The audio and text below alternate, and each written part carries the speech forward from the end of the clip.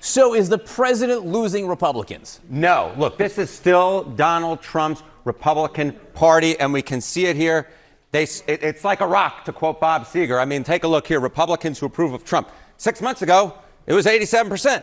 Now, well, hello, it's the same number. It's 87%. He has not lost any support among Republicans compared to 6 months ago. As I said at the beginning, he's like a rock. He's like a rock. The Republican base is sticking by Donald Trump at this point in time. It really is interesting to watch his overall approval rating go down, down, down, down, but see this be completely constant here. It is among independents. It is not among Republicans. Okay, so how does this compare to past presidents in a second term? Yeah, okay. I think this gives the game away, right? Which is Donald Trump, if you look at 21st century presidents' own party approval at this point in term two, who leads the pack? It's Donald John Trump. 87% of Republicans approve of Donald John Trump. You go back to 2013, 78% of Democrats supported Barack Obama, and it was 78% of Republicans who supported George W. Bush back in 2005 at this point. So Donald Trump has the biggest highest own party approval of any president who served their entire second term in the 21st century. You could look at this one of two ways. You could say, obviously, he's doing way better than past presidents. Or you could say,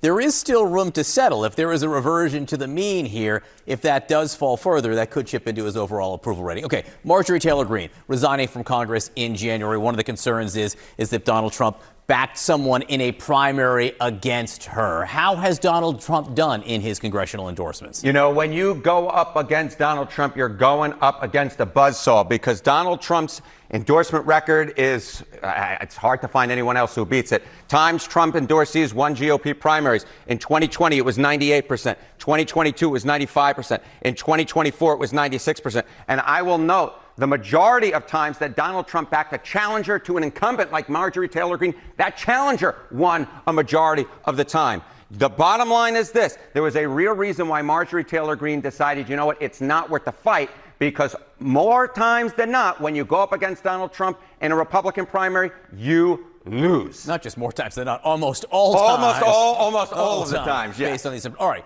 Marjorie Taylor Greene, she's saying she's not going to run for president, but there are other questions, which is, hey, is she going to stay a Republican even? What do the markets think about that? All right, so we go to the prediction markets here, and the chance to leave the Republican Party by January 1st of 2027. You can see it, 31%. I think this is a pretty good baseline, which is more likely than not Marjorie Taylor Greene will stay within the Republican ranks, but there's actually a pretty decent chance that she doesn't. And then that becomes really interesting to see what she has to say about Republicans and Donald Trump in particular if she decides to wave adios amigo. This is the Republicans, the prediction market saying there is a chance. There is a chance. There is a chance. Harriet, and thank you very much. Thank you.